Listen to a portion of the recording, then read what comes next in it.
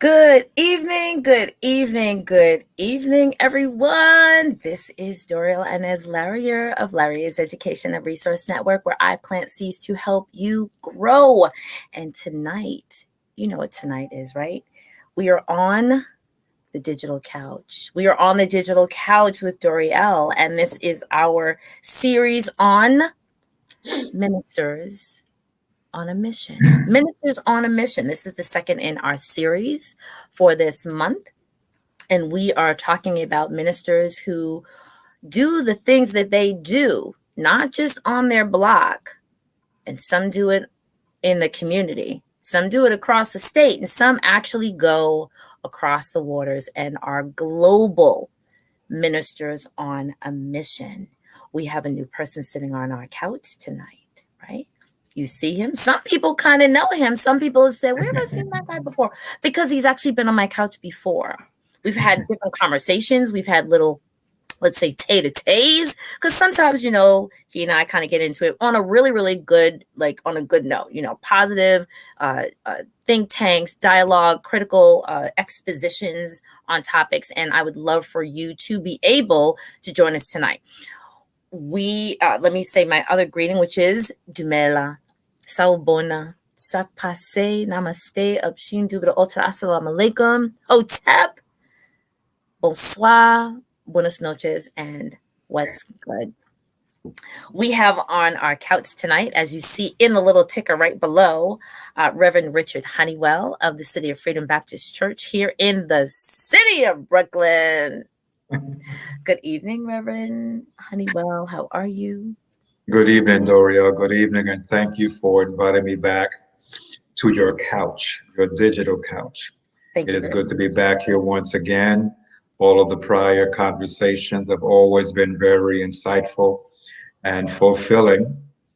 I've always walked away with some new insights, new thoughts about some things to consider as well. So it's a pleasure to be back here once again with you. Thank you so much for the invitation. Yay! Excellent, excellent. So I could not have had this conversation. I could not have had this chance to dialogue, to sort of, throw words, if you will, without inviting you to the couch.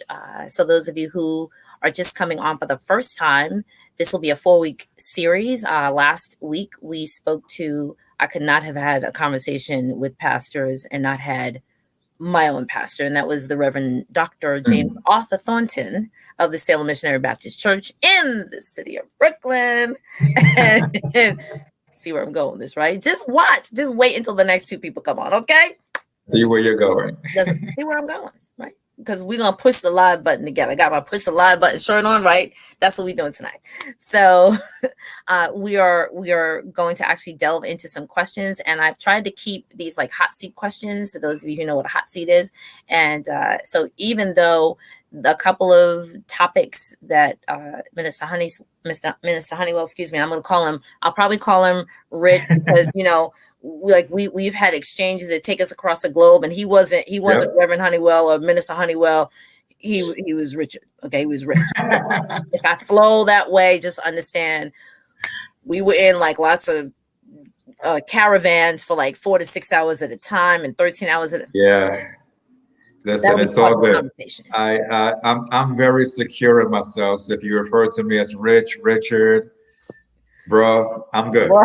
I will not take offense. I'm good. I'm all right. Good. So let's get into it. So I definitely wanted to have some, as I say, critical conversations where I invite inspirational leaders who inspire, instruct, and educate their family, their community on a local, national, and global perspective or in a presence, and ask them to sort of share some thoughts on some topics that are dear to them, dear to myself, and also dear to the community at large. So let's get with that. So in your ministry, and I would actually love for you to sort of start off by sharing a little bit about your ministry in like kind of under maybe a minute 10, and give us the mission statement. Give us the mission statement. You're asking a lot from a Baptist to say a lot in a minute and 10 seconds. That's that. What? Give me your vision statement. Give me the mission statement. So, City of Freedom Baptist Church was founded or planted October 8th, 2018. It is an Afro diasporic ministry, meaning that our members are all Black, but we're African American, Afro Latino, and Afro Caribbean. I didn't necessarily go out looking for that. It just happened that the folks who decided to follow me, those who followed along the way and joined us, happened to be diasporic to our community. And that's very important for me as well because of the work that I do in the community, the work that I do in our diaspora. So it's not surprising in a way that it just kind of followed me along the way. I'm still waiting for my first continental African member. So we'll see when that happens and how that happens. Well, wait. How far away in the name on two things. Okay, so that means you want the person like born on the continent, because some of us. No, they don't have to. No. The person doesn't have to be born on the continent. I'm waiting for that Ghanaian member, that Nigerian member, that Senegalese member. That's really what I'm trying to say here, because we did that. We had that at St. Paul Community Baptist Church. So I'm just kind of waiting for that to happen. And with the work that I do, it just kind of seems that will happen along the way. It is very important for me to protect and nurture that mix on purpose. So our musician, Alan George, who happens to also be Caribbean and of Pentecostal background, is like perfect. He's just a perfect brother because he can swing between African American gospel and Caribbean gospel, and in another moment just put up a salsa or a Latin rhythm on us and just take us right there. I mean, you can't ask for more than that. Wait a minute. A musician. Trust me, I have prayed, and God is answering my prayers. We can praise Jesus with salsa. We can praise Jesus in salsa. We can praise Jesus in souk. We can praise Jesus in calypso, reggae, and it happens in City of Freedom every Sunday.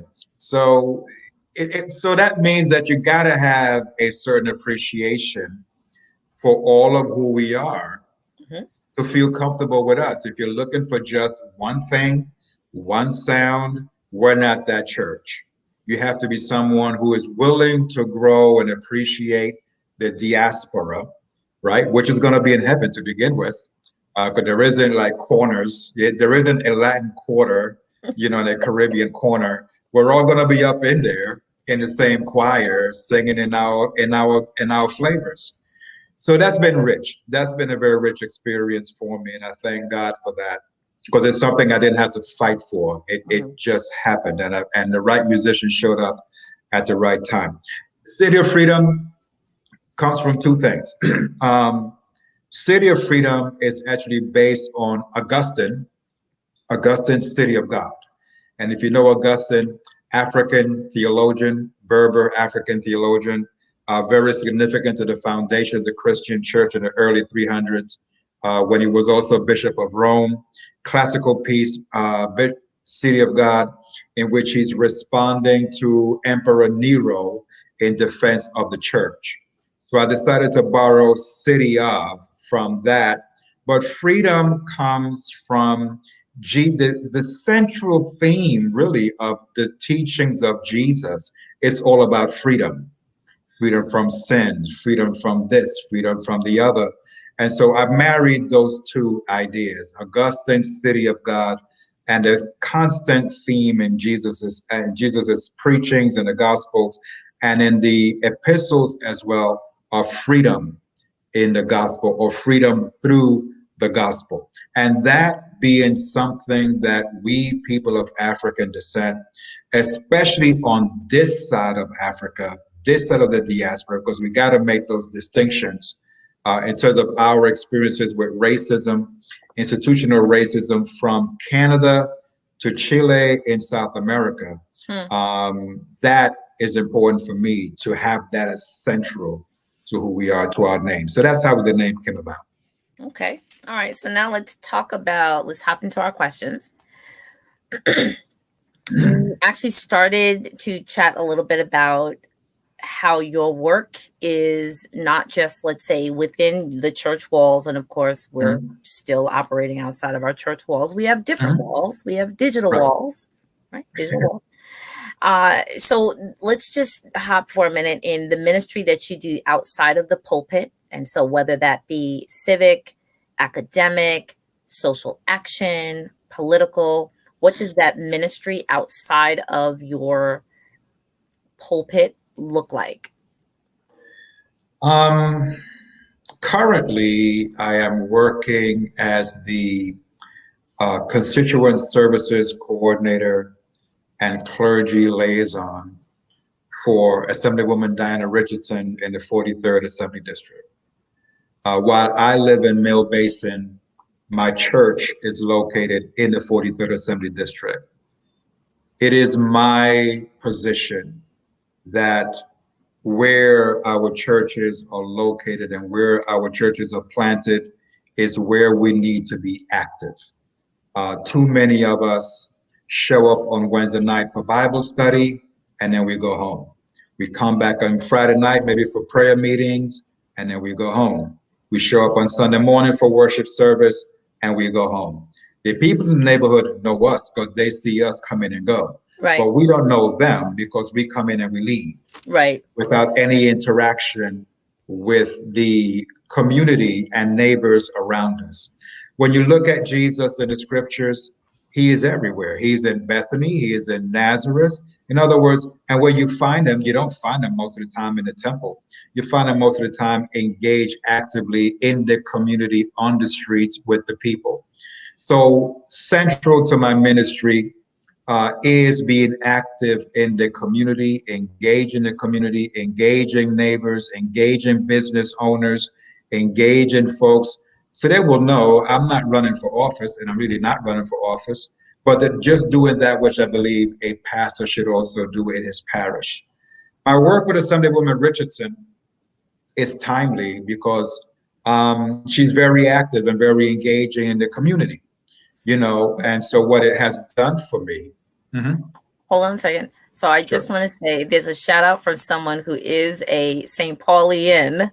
I'm not going to shout her out, but afterwards I'll tell you who it is. Tell me afterwards. Of course I will, of course. But she's a fan of both of us, and we're a fan of her.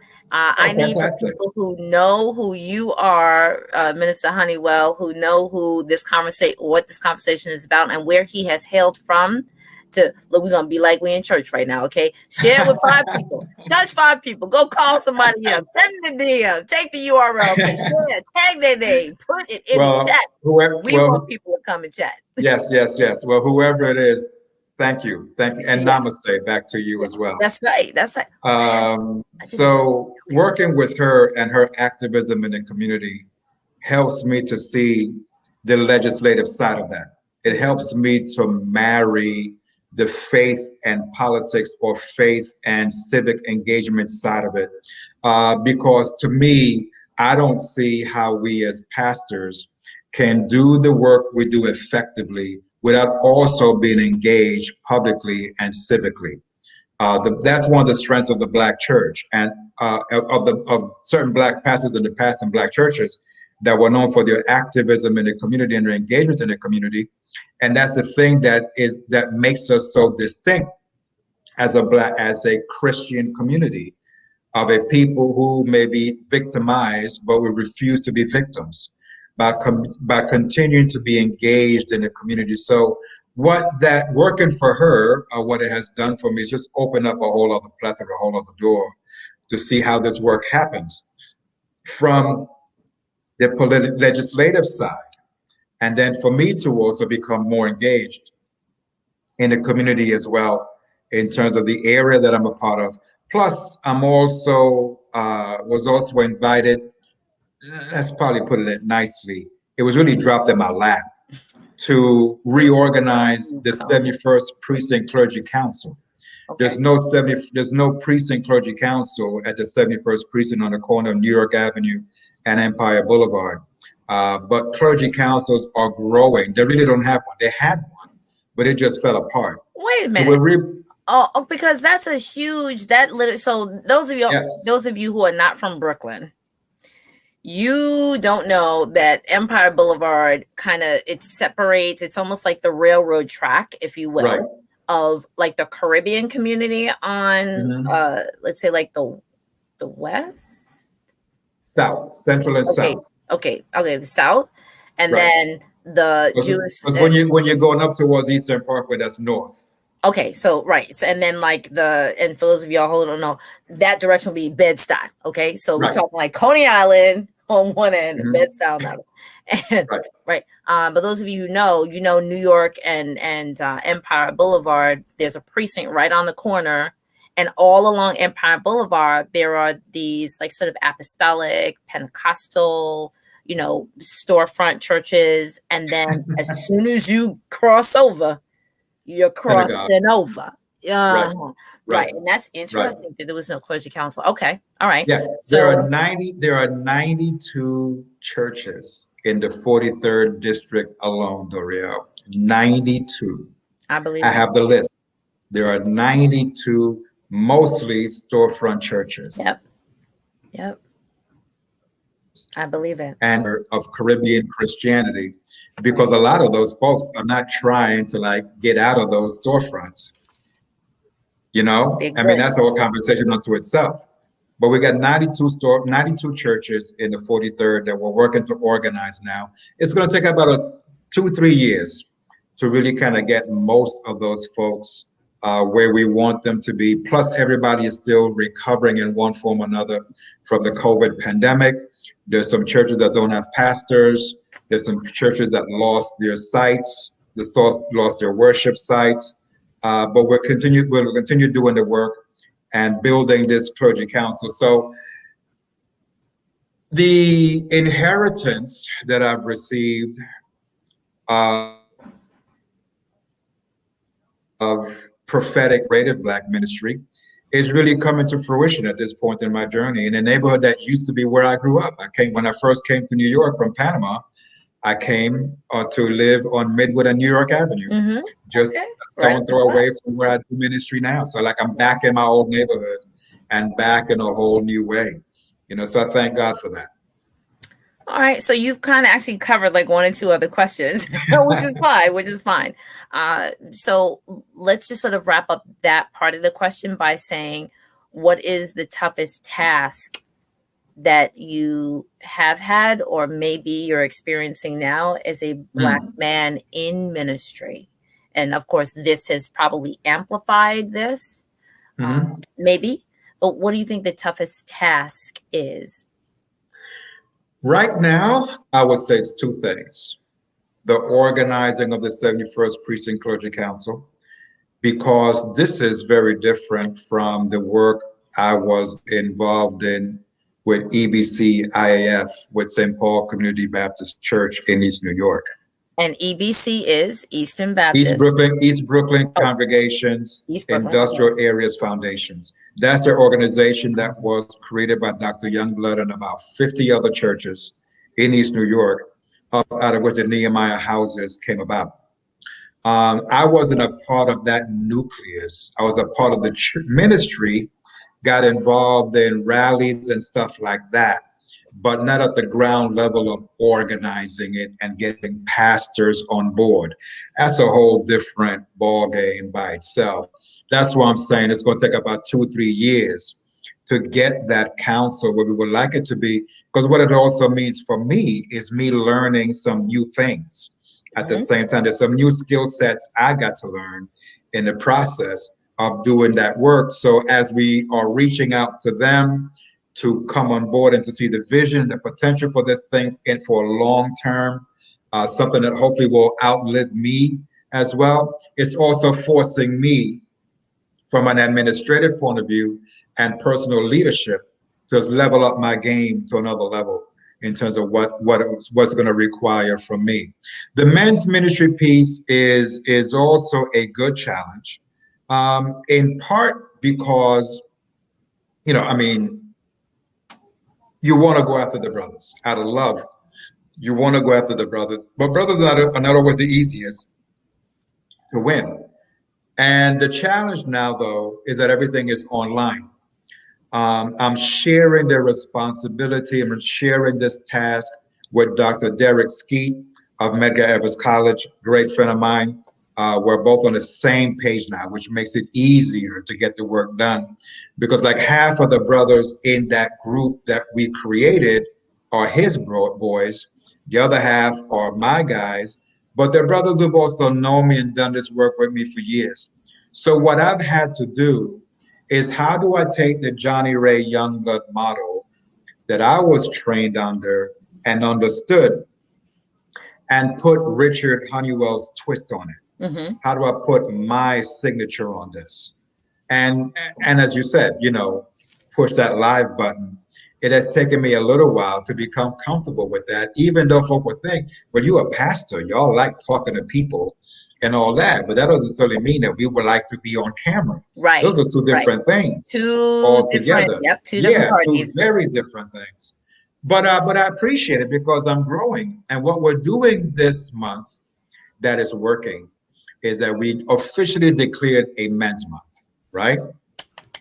And I didn't even realize that it is National Men's Health Month or Wellness Month. So what we did consciously, but not connected to that, was to decide to focus on Black men and wellness for the month of June. So wellness, mental, emotional, physical, financial, environmental. Excellent. All five of those are serious components of our wholeness. What I did to lead the month was preach a sermon on the man at the pool of Bethesda, where Jesus walks up to this brother who he has seen there before. And he says to him, he asks him a question, do you want to be made whole? Mm-hmm. And I preached that sermon. It's on our church's page. Folks can go and find it there by the same name. Do you want to be made whole? Mm-hmm. And I exegeted that text, making the brother at the pool and brothers at the pool brothers, our men at the pool brothers, to bring it to life for who we are and where we are at this present moment. So every Tuesday night for the month of June, we're focusing on a wellness topic. Mm-hmm. We introduced it last week. We just kind of opened it. We had Gene Titus of Titus Unlimited hanging out with us last Tuesday. That's my goal. For brother, if you want to talk about Gene is 70. Listen. Gene is 70. Say no more. Let me pause for the cause. Let's take a pause. Hold on. I need a sip of water. Wait. Gene is 70 years old. Somebody go look at City of Freedom Baptist Church, and there is an advertisement on Instagram. There's an advertisement on Facebook. And I'm sorry, we're in church, but it's okay. Take another sip of water. Hold on. Anyway, like I said, man, we had Gene with us last week. I'm using his supplements. Phenomenal. I mean, I'll testify to his supplements any day, anytime. The stuff works. Now Titus Unlimited. Now we got to get the workout. Works. Yeah, see, that's step 2. That's where I'm going. That's where I'm going, man. That's because there's spiritual strength and there's physical strength. There you go. You can't be strong in the spirit and be weak in the body. You don't want to do that. Somebody type that in. Somebody type that and type. I don't want to do that. Yeah, I made a decision that I refuse because I think I have the means to this. I refuse to become old, worn out, beat up, and weak. Yep. I'm just not going out that way. I'm not. Death is going to have to catch me for one, and I just refuse to be that guy. So I'm not going to. And what I'm doing is that for brothers around me, I got a phone call from a brother who is one of our co-leaders. Brother I knew for many years at Lenox Road Baptist Church. We remained friends over the years. Tony James. Tony called me before you spoke to me. Tony kept me on the phone for 30 minutes reflecting on last Tuesday. I haven't done a survey to see from brothers, what did you get out of this? But Tony called me because the Lord knows we need to hear something from somebody. Tony called me, kept me on the phone, running down what we need to do, what we need to do next. This, that, and the other. How much, another workshop just on water. the supplements. How are we taking these? When should we take them? I'm like, listen, I said to myself, if you get one, that's all that matters. If you get one brother and impact his life, you did your job. Because Tony's going to share that with 5 or 10 other brothers. Right. Tony's going to share that with his son. Then his son is going to pass it down to his son or his daughter. See, it's never just that one person. And all of our work is generational. It's how I'm raising my son. I've done stuff with Chinua, and I'm like, dude, what I just did with you, you got to do that with your son. Right. He's like, I got to do it. I said, yeah. So it can't stop with you. I didn't just do it with you for the sake of doing it with you. I'm doing this with you as a father to son today. You don't understand. Here's some of the stuff you got to do with your son too. Intentionality is where it's at. I love it. I love it. So now this is probably, this question is going to probably shift because it almost, I'll ask the question. Let me ask the question. Where have you, what location? Now, this, of course, location now can be emotional location, doesn't necessarily have to be physical, because now we're on this, like you're taking care of the men right here. And if those of you who don't realize that we're from Brooklyn, I caught myself saying here. I'm like, ooh. Anyway, what's the furthest location that you have traveled to do your greatest work? For me, undoubtedly, that would have to be Ethiopia. All the way across the continent, Northeast Africa. I've been organizing tours now, cultural tours and educational tours to Ethiopia now since 2006. I think I've only skipped 2 years. They're annual. I think I only skipped 2 years because I was tired. I was literally tired because I've been traveling every year since 2006. And in some cases, 3, 4, 5 tours in a year. That takes its toll on you because of the organizing that goes into it before the trip. Right. And then there's a trip. And then there are 4 other trips behind that trip. Right. Ethiopia has been fulfilling. Ethiopia, it's funny, with our pre-show conversation, I'm getting teary-eyed now.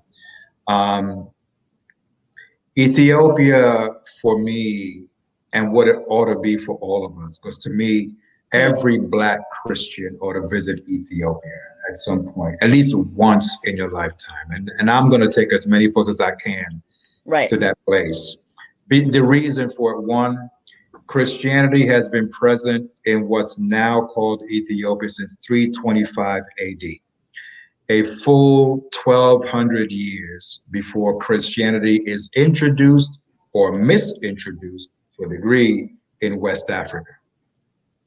And so Christianity was present in a lot of Northeast Africa long before that whole thing happened over on the other side through Catholicism, Catholics and Protestants. Ethiopia has its own brand of orthodoxy. And pretty much what the Catholic Church is to Rome and Italy is what the Orthodox Church is to Ethiopia. You have to go there and see it for yourself. You have to experience it for yourself. What I got out of Ethiopia, what everybody who's gone to Ethiopia with me has gotten out of it since 2006, is a spiritual revival. To go to an African country, to know that Christianity was there before we were enslaved, for a whole 1,200 years before we were enslaved. Crazy. To see what it has become, to see what it has become, what Africans have done with it, to see its own signature, to participate and share in the festivals, the feasts, which are usually 3 days long. We go to church for Christmas for 2 hours, 3 hours, we're ready to go home. You go to anywhere in Ethiopia for Christmas or for Good Friday or for Easter Sunday, you ain't getting out there for about 7 hours. We went one particular year, for Easter, and we were there for Friday. What was that? Good Friday? It was Good Friday. And we got into church at 6:30. 6:30 in the evening, their time. Okay. We did not get out till 3 a.m. and nobody moved. Nobody moved except to go to the bathroom. Nobody moved, Wait a Doriel. minute. Did people bring 2 fish and 5 loaves? I'm just Nobody, saying. Doriel, nobody moved. Chanting, singing, praising, chanting, singing, praising. Everybody dressed in white, everybody with their candles. You know what St. Paul's church, what St. Paul looks like for Ma'afa, where it's only Yes. standing room only? Yes. Well, in one of the biggest sanctuaries in Addis, it was kneeling room only, literally, but nobody moved. Nobody moved till 3 o'clock in the morning when they broke the service with communion. And communion wasn't wine and bread. Communion was goat milk and bread. It was local. In other words, it's indigenous. They weren't copying the European or Western model. They had their own indigenous way of doing what they do. So I think this is the perfect example. And so now for those of you, let's just sort of like take a little commercial break.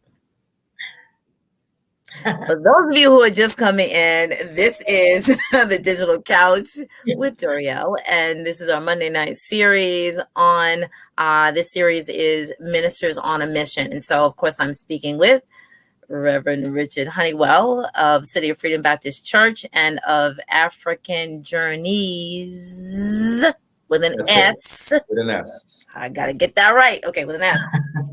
And for those of you who, if this is your first time seeing the two of us sort of chit-chatting or chopping at the bit together, we've had a couple of different conversations, but I'm interrupting or interjecting at this moment of him speaking about his diasporic traveling, because that's how we kind of really just we took our connection on a different level, and he had a tour.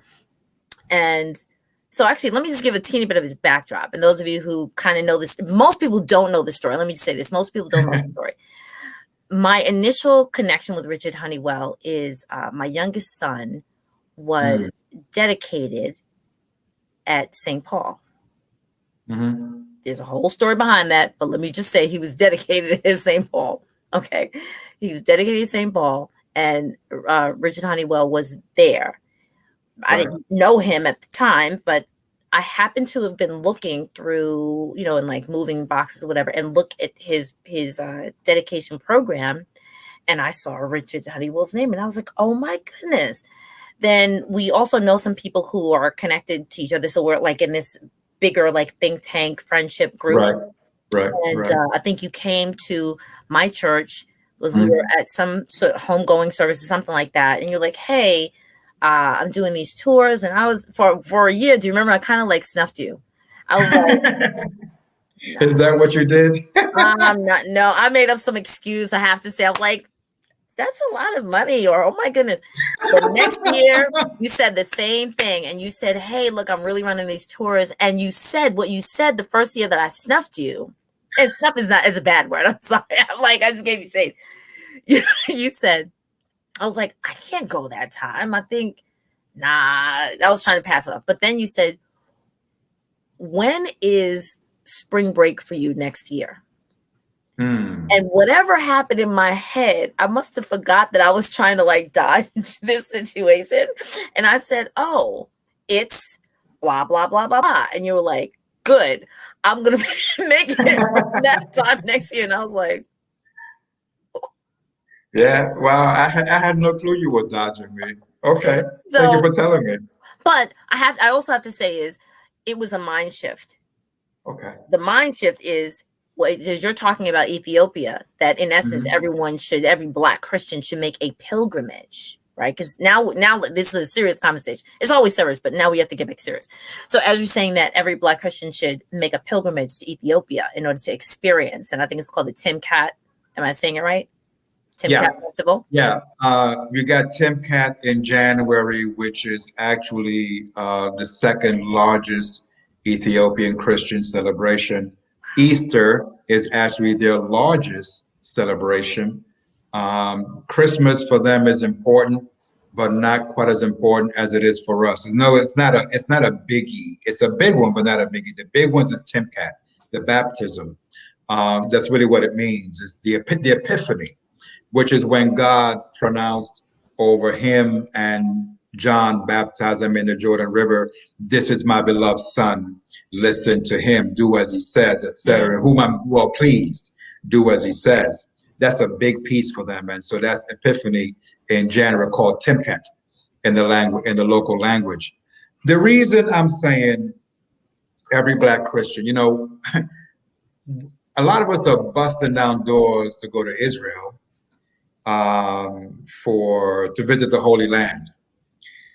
If you go back and read the scriptures, especially in the Old Testament, you know, I don't know exactly how Israel got to be like the Holy Land with a definite article, because so much is going on in that region in Northeast Africa. I mean, the creation story happens in the middle of Egypt, Sudan, Ethiopia.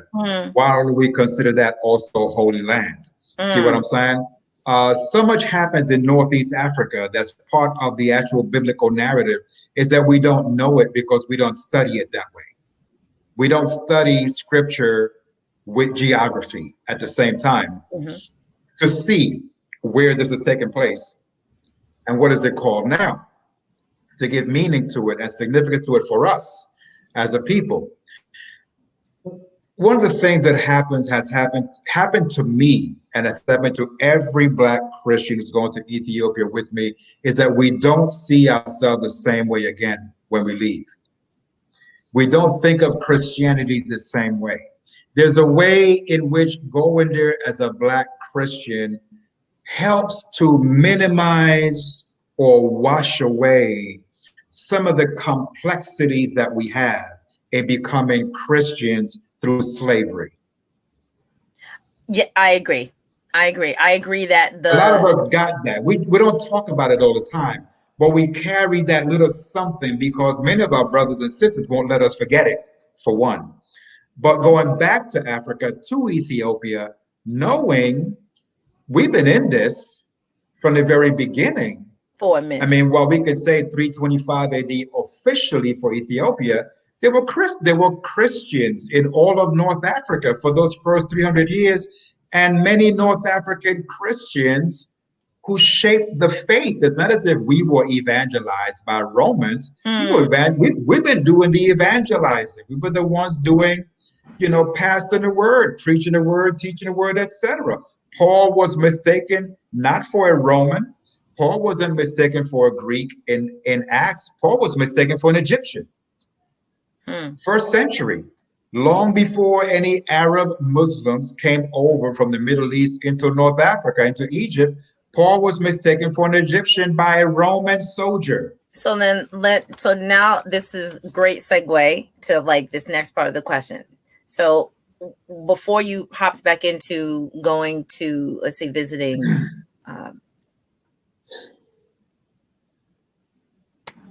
why did I just drop the name?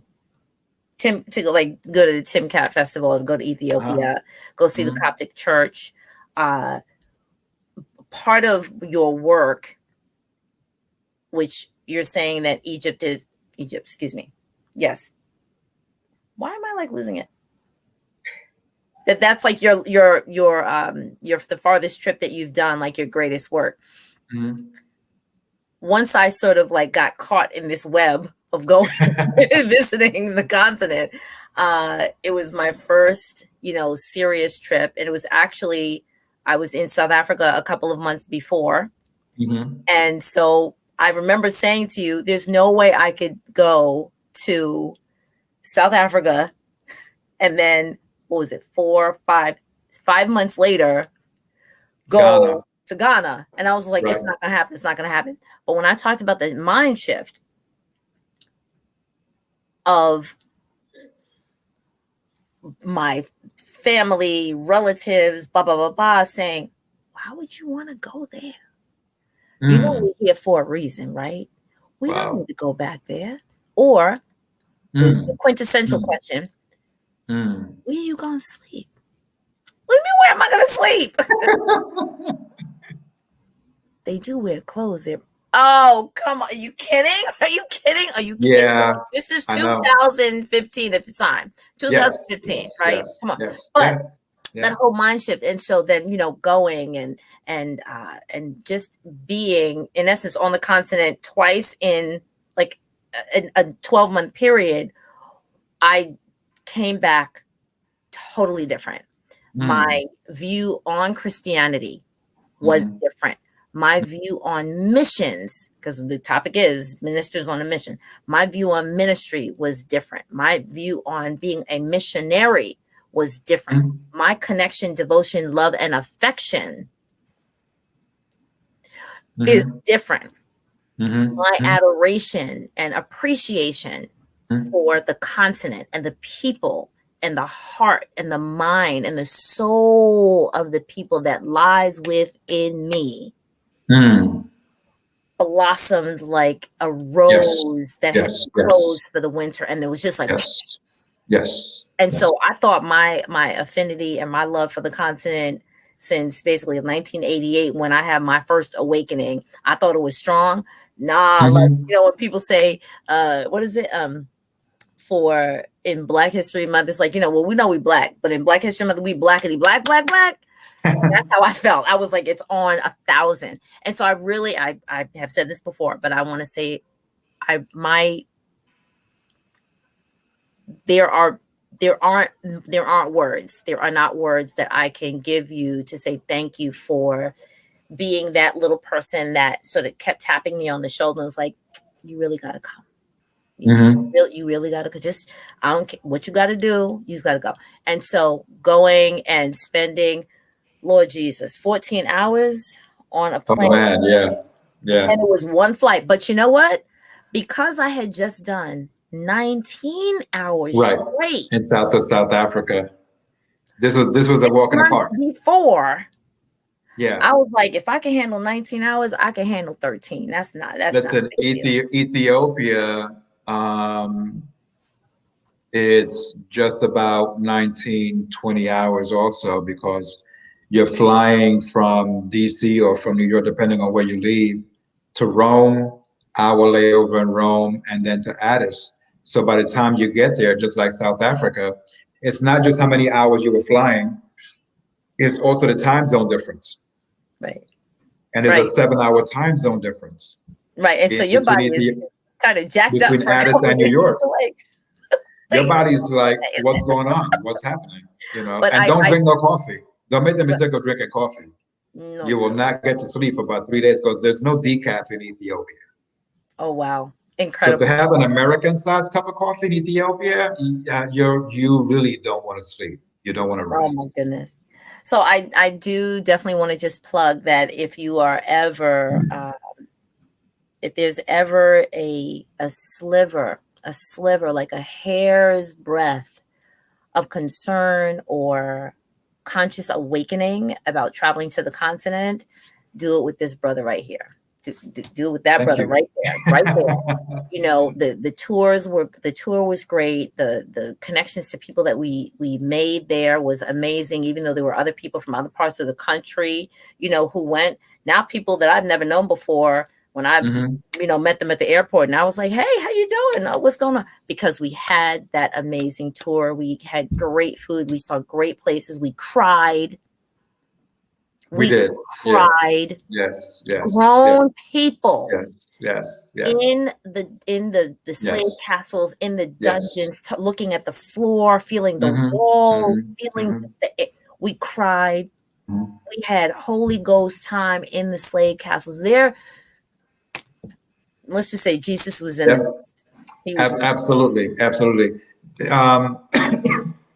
The experience at Elmina slave dungeon, or Cape Coast dungeon. Ever since that trip, I've made it a point to not take any groups to both slave dungeons. We will do one. That was a lot. We'll drive by the other one because emotionally it can be a lot to try to process what happened at these two slave dungeons that are just less than 5 miles apart from each other.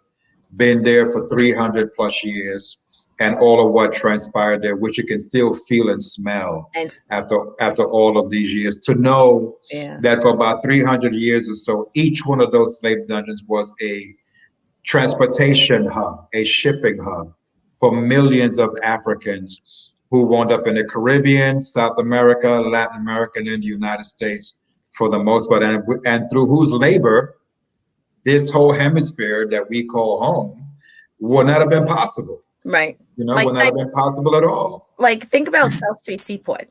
Now, if you've been in Brooklyn Right. long enough, think about South Street Seaport. Those people who know what I'm talking about, if you travel through the Brooklyn Tunnel or across the Brooklyn Bridge and you came up the east side, no, you came up the east side, no, the east side, the west side, and you came around South Street Seaport, it's the east side, it's on the SDR Drive. Yeah. You smell that fish. Yep. I'm sorry to make that correlation, but the fish smell was actually better than the smell of our ancestors.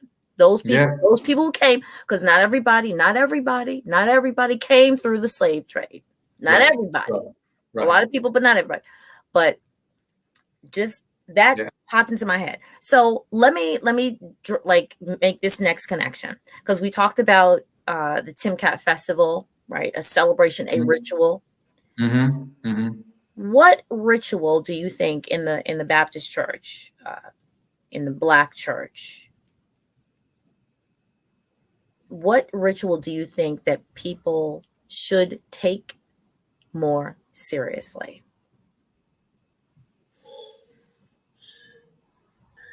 For me, when you say 7 hours, and nobody moves. And that's 4 times a year. That's Timcat. That's Timcat. That's Easter. That's Christmas. Yeah, 7 hours. And it's never just one day or one night. It's always at the very least 2 days. Wow. It's a 2-day festival where they fast for like 30 days leading up to the main day. Wow. Then there's the main day. They break the fast after those 7 hours. And the next day is always a feast day, always. When we ended that Good Friday in Addis, our taxi driver was waiting for us outside the church. He came back and said he'll be right here, and so we found him at the church. Wow. He was taking us back to the hotel. We're starving. We've been in church 7 hours, man. We ain't eaten nothing since lunch. We're like, where's the grub? Right. At 3 o'clock in the morning. Right. So he heard us talking about it, and he said to me, "Are you hungry?" And we said, "Well, yeah." We said, "We are." He said, "Well, I'll take you somewhere to eat." Right. So I'm thinking, hey, well, he's a taxi driver. He knows Addis. He knows where the food is at. It's driving, turning. He makes this left turn, and there's this big black door in front of us. So the sisters in the car with me start getting scared. They're like, "Honeywell, is this safe?"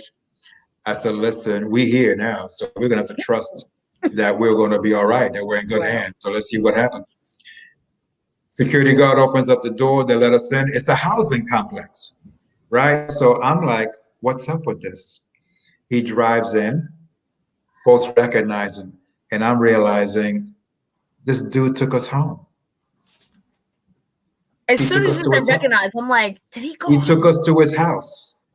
He took us to his house, because what everybody does at the end of the celebration is they have a feast. He took us to his house to break fast with him and his family, and they were roasting a lamb right there in the courtyard. Let me tell you. Like we do on Nostrand Avenue? Like on Nostrand Avenue. They were roasting a lamb right there, yo. No joke. Those people are from, you know what I'm talking about. On Rogers and Nostrand, they have a pit empire.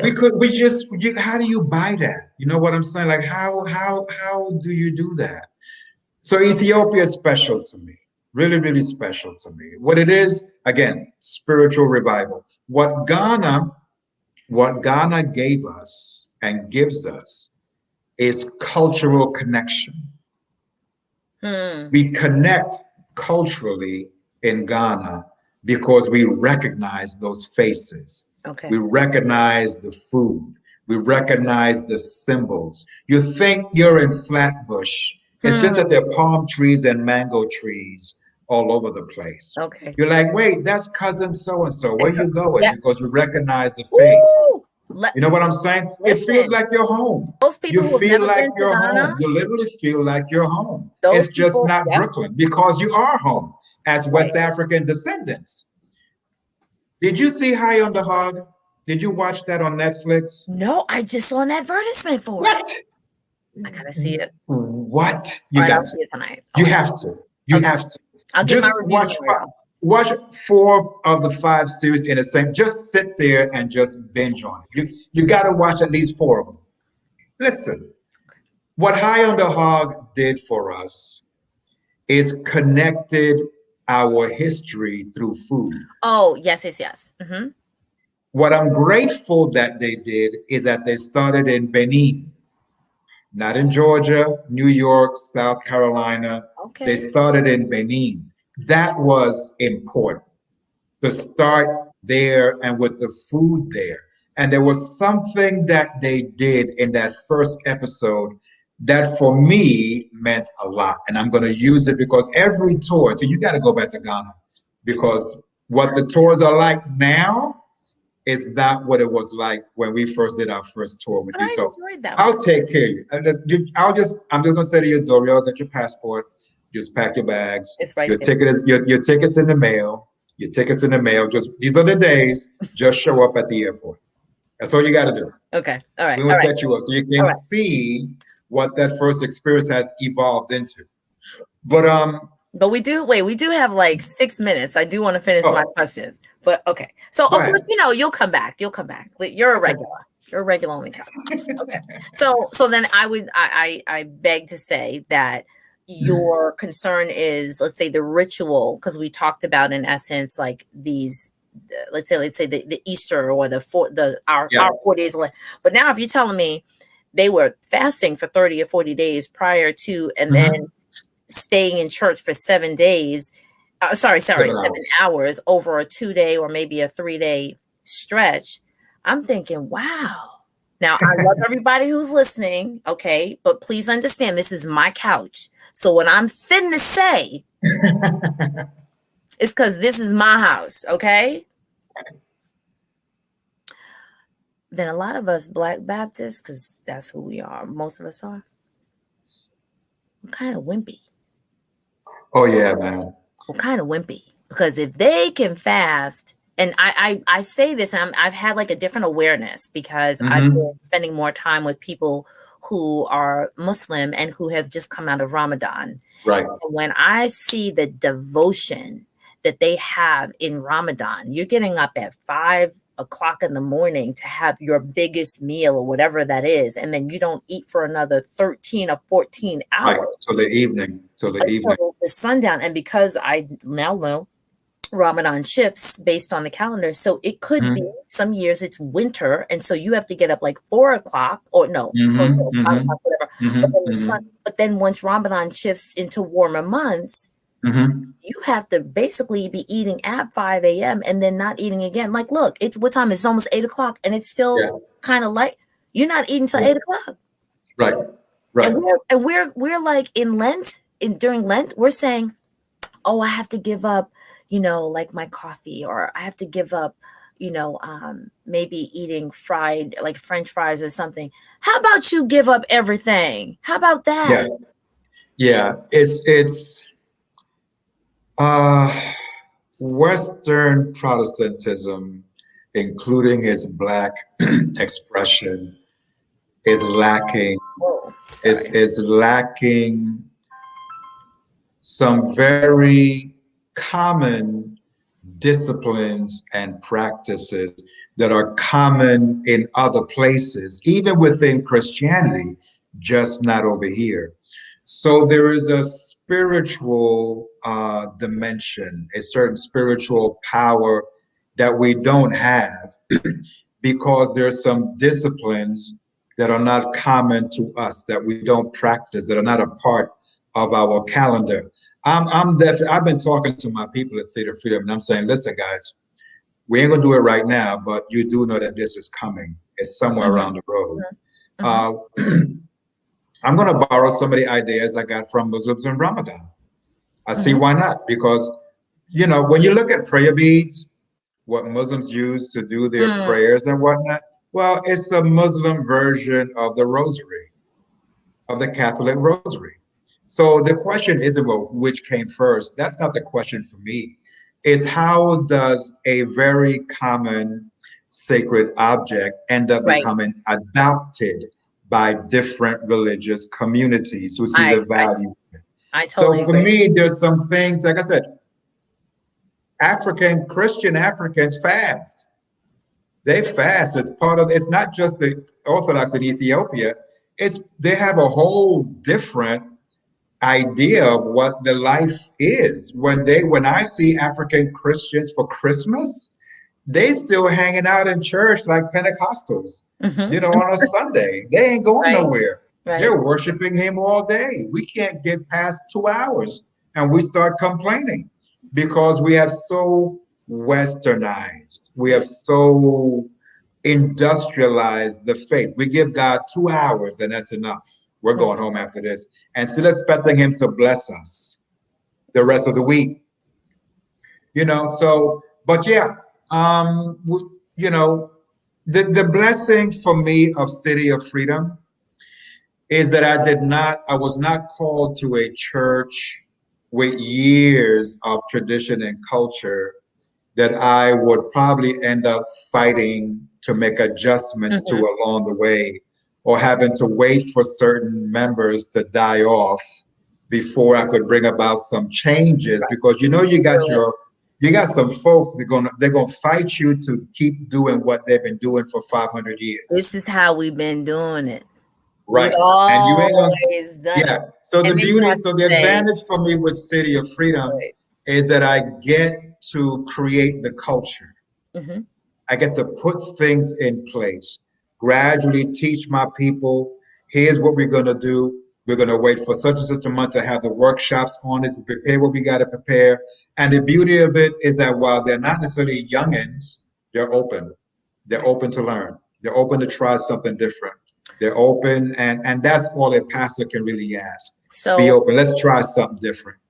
so then if I were to, I really like to lay out calendars, right? If I were to lay out a calendar and I said I'm looking at City of Freedom Baptist Church and it's, let's say it's liturgical calendar, right? And Mm-hmm. it's programmatic Mm-hmm. focus, I would see that you have a men's subgroup, a men's focus, a men's ministry. Yeah. I see that because of your devotion and authenticity to share the original perspective of Christianity, and we're talking about from the Coptic church and bringing that to Cotelli Road or Clarendon Road, right? Mm-hmm. So, and you're trying to bridge that gap. Plus, you're also connecting with, let's say, our West African brothers who were, let's say, later in the story, right? And Right. their version of Christianity under Mm-hmm. the Roman Church. So you have a lot of things going on. Let's be, Yeah. you have a lot Yeah. of things going on, and you have a lot that's on your plate as you're moving the church forward and you're growing the ministry, and not just growing the ministry, because literally your hands are in your digital church. Come on with it. Wait, somebody drop Yeah. this because this is about to be It's good. true. This is about to be It's good. true. Your hands are in the digital church. Yes. Yes. Your feet are on the street Yep. because Yeah. you have this civic engagement, you have this political engagement, and then okay, y'all ready for this? Wait, you ready? Drum roll, please. Ready? Thank you. Right. Woo! Your soul, this very poetic work with me. Your soul literally is flying back and forth across the waters, right? Like the Oh, that's a, soul back and forth. that's the best description I've heard of that. See, Thank I'm you. very good No, at that. really, I'm very really, good at that. thank you. Wait, I'm not done. So the final quintessential statement is, there's a book it's by Virginia Hamilton, and it's called The People Could Fly. And a number of people, if you're in education and you're a Black educator, you know this book because the image is of the souls of Black folk flying, right? And so I say that because this past weekend, being the second Saturday in June, the community, and those people who are in the New York area, you know what I'm talking about. The community travels to Coney Island and has a tribute to the ancestors, right? And we had it's this amazing, beautiful, tear-jerking moment. And so, because of the big C word, we were not able to do it as largely as we usually do it. But there was a global intentionality where at noon, those people threw, and those of you who are not a part of the Black community, I'm going to use a word here. We use it. Let's be clear, okay? Thank you.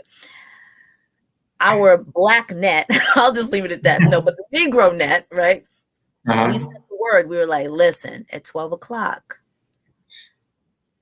get your water and pour libation. Right. Now, I have to say that in my family, when I first started doing this, people in my family was just like, yeah, and go ahead. But then we went, and I said, we speak the name of elders who have transitioned. We give them an offering. And I said, remember, these waters were the waters that actually ushered all of those thousands and thousands and thousands of Africans. And those people who decided, I will not go, decided, I don't know what that show is going to look like. I'm going to stay right here in the middle of the water and say we just pay homage to those people who did that. And that's an awakening for a number of people in the Black Baptist Church who have been cut off from that thinking, that connection. And so now my family is like, oh, it's the second Saturday of June. Are we going? I'm like, right. So I'm just glad of that shift. I'm glad that you've been, as I said, like a formidable person in my sphere that has helped to shift the mind to connect back with the souls of Black folk, but to recognize that I'm not that, even though generationally I may be, let's say 6, no, not even that. 1, 2, 3, 4. That's it. Three generations, really. That's it. Of people away, 3 to 4, that my soul still sings. And the only way I could hear that song was to be on the land, to walk in the castles, to look at the people and say, didn't I just see you on Flatbush? Hold on. Don't you work at like the grocery store in my neighborhood, or weren't you at the bank? What's not sitting behind you? And that's just what it was like when I went to Ghana. And I'm so glad and blessed to have had that experience. I want to wrap up with 2 questions because, we can talk about it. And thank you to the I think we need to schedule this monthly, to be very honest with you, at least once a month, because no problem. We never get through everything, and then we end up waiting months, in between.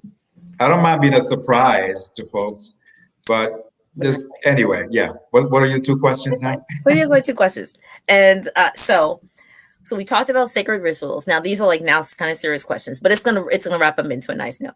So you talk about sacred rituals, and I think we're probably agreeing that like maybe the Lenten season, or let's say resurrection, is probably like a really sacred ritual or time that we would hope that there can be a shift of more intentionality, right?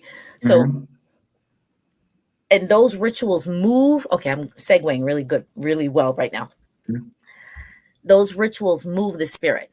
So my question is, in being reared in the churches, because you weren't always raised in a Baptist church, right? I know that.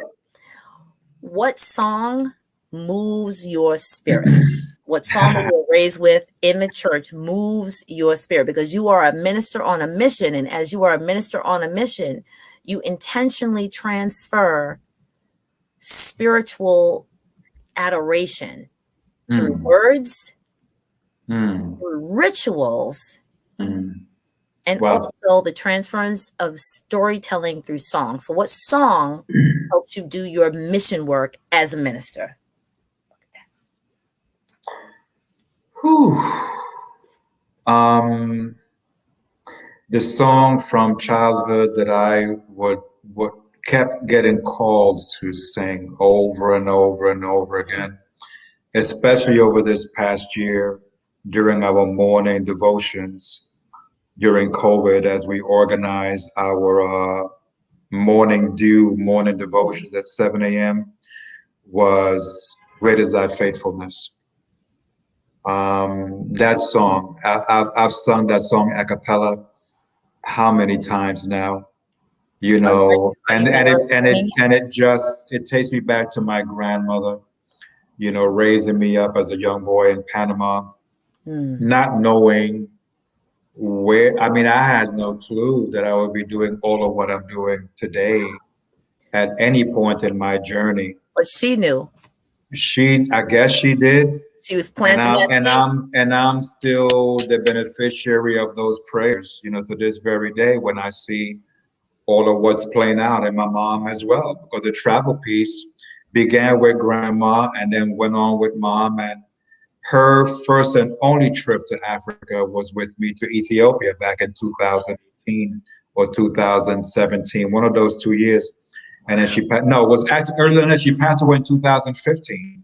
So it was actually like 2012 or 2013, like 2 years before she passed away.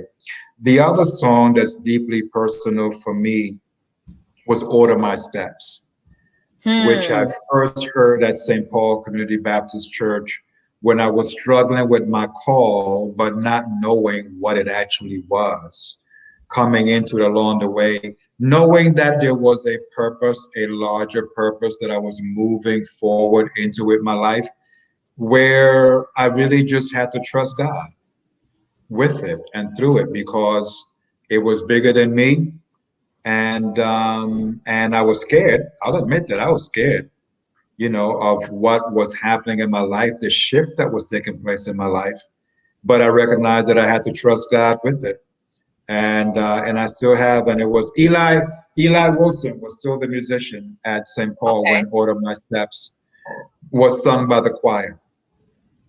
And I can remember on a couple of Sundays just feeling washed in the Holy Spirit. You know, Dr. Yamba would always tell me, go run, Rich. Why don't you just go set yourself loose, man, and just go run in the sanctuary? And I had this image to protect. Don't ask me why. It's a brother thing. I just could. I could be doing this down the sanctuary and crying. Well, there came a day when I had no choice, when the Holy Spirit just wasn't having it with me anymore, and I just ran around that sanctuary like 4 or 5 times, and then came out and just laid prostrate at the foot of the sanctuary, at the foot of the stage, because you know at St. Paul the stage for my office is permanent. And I just laid there and just cried and had no control over what was happening.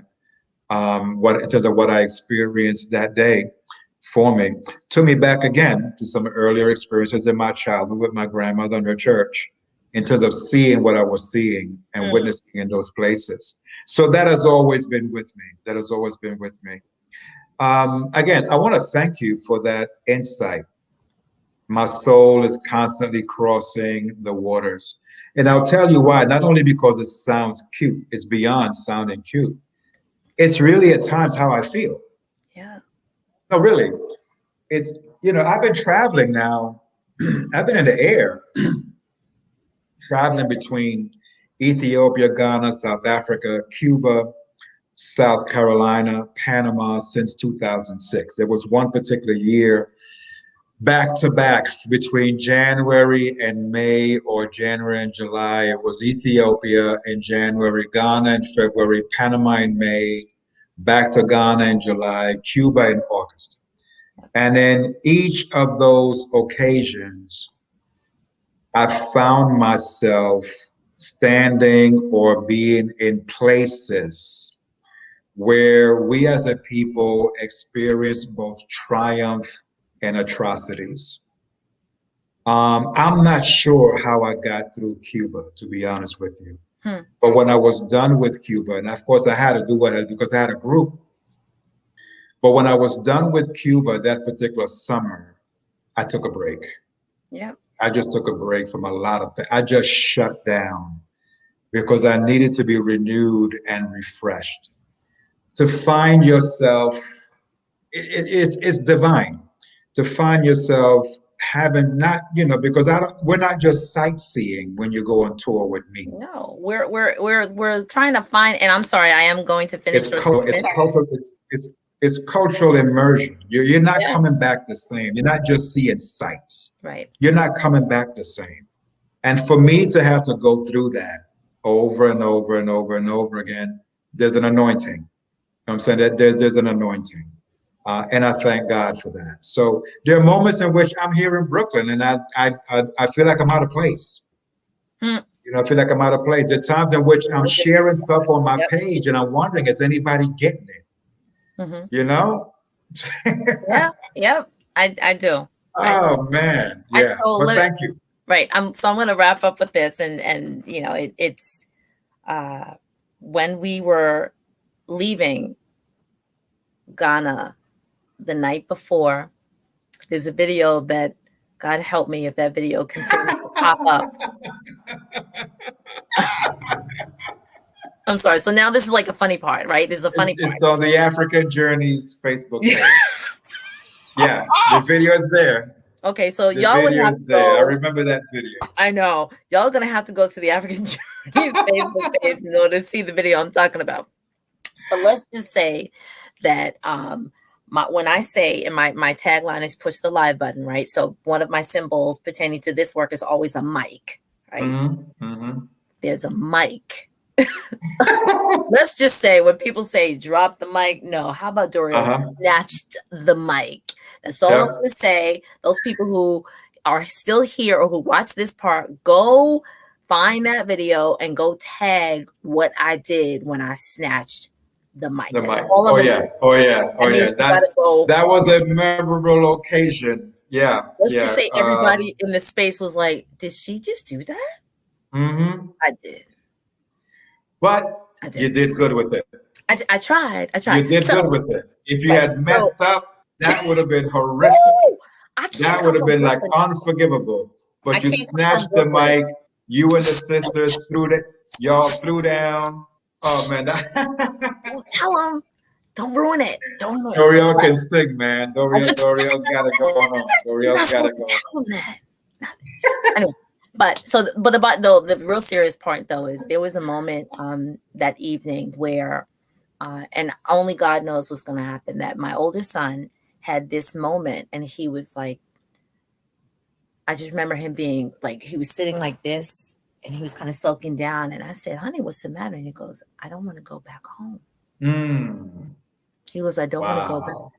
And I said, now those are people who kind of know like about my family, so I'll just drop a little gem. He was like, I said, sweetheart, it's 9:30 Ghana time. We're supposed to be on a plane in about 7 hours. If I leave you here, like they say on the I Love Lucy show, I got some splaining to do to the people who are waiting for you to get back home. But sweetheart, if you really want to stay, I am okay. I said it with 1,000% conviction. I said, I am okay. You've had a transformative moment. And if you really want to do that, mommy just has to do a lot of phone calling right now to figure out how that's going to happen. But if you want to do that, I'm okay. And I also thought in my mind, this is not my only trip. This is not my only trip. And I literally was like, how can I get dual citizenship? I'm telling people right now, I'm still on that quest. I need dual citizenship between here and somewhere else on that continent. And it's either going to be Ghana or it's going to be South Africa. I'm just making it public. So when I Mm-hmm. say I'm going, don't be Mm-hmm. surprised because I said it here. Okay. Mm-hmm. But anyway, Mm-hmm. so I do want to thank you. I really, really want to thank you for once again visiting, for chatting, for sitting on the digital couch, for chatting us up, for talking about how you as a minister are on a mission, how you are doing your work, again, not just in your church without walls, but like the church with the digital walls, right? But also you were taking your mission as a minister to the streets. And then you're also taking your mission as a minister across the globe. And you're like the modern day Harriet Tubman. Oh, someone write that down. Someone write that down. You're not taking people out of enslaved physical trauma and emotional trauma out to freedom. You're taking Mm. people who have been ripped away from their home to quote unquote another space, and you're saying, you know what? Let's go back home. Mm. Let's go Thank you. back. Way back. Come on, what's the last line? Back into time. Yeah. Wow. That's thank you. I appreciate that very much. When folks who are looking at what I do from outside of me can put into words better than I can at times, or at least their words to Mhm. what I do and explaining the value of it. Because on my end, as you know, even with you, we're constantly tweaking what we're doing. So we're sometimes not enjoying the full flavor of what is already. So and I'm just gearing myself up to take this to another level. Mhm. As we're coming out of COVID, I took a break during COVID, had no choice, Right. but took some time to rethink some things, kind of let some things go for a minute Mhm. and just give myself the space to just relax and heal, do some thinking, do some reflecting. What would you do different? What needs to be fixed? What needs to be tweaked? And we're taking a group. We're taking a group in July I 5th know. to the 15th. And it is another group lined up with a major African American writer. I just can't tell you who she is just yet. That will come much later. Someone, Doria, that I did not know was following me. I dropped something one time last fall in October on my Facebook page about Ghana. And I go into my DM from Messenger, and here is his name asking about the trip. It didn't dawn on me. Who the person was? Yeah, it didn't dawn on me right away who this was. And then God, being who God is, made somebody drop one of the covers of one of her books in the Facebook newsfeed. And I said to myself, oh my Yeah. God, no. Really? I had one of those moments. Right, right, right, right, right, I'm like, right.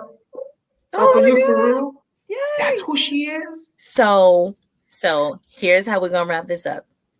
In the words of a beautiful woman who I adore and who's like a mentor to me, and some of you may have heard this before, I can't wait to see the good that's going to come out of all of this.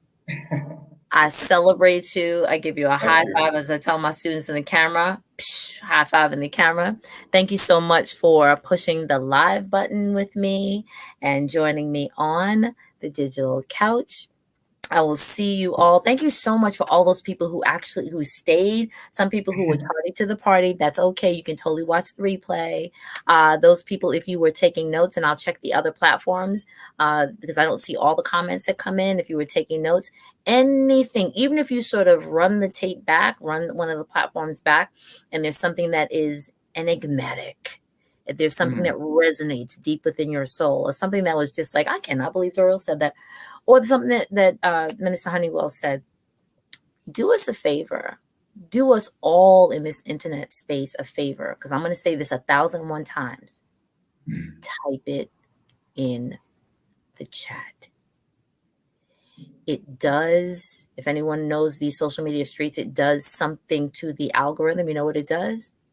it makes us more visible. And if you think this is a good word, if you think this is good information and good content, one of my goals is, I have two of them, to be represented on all 7 continents. That's number one. And number two is to empower, as I say, to empower entrepreneurs and inspirational folks like Richard Honeywell to leverage the power of live stream to market their message, not just here in the States, which is one of the questions that I had, but we don't even need to talk about it.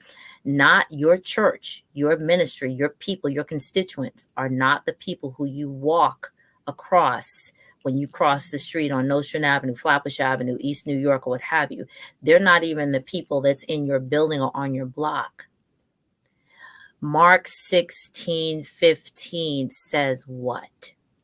Go into all of the world and teach all nations.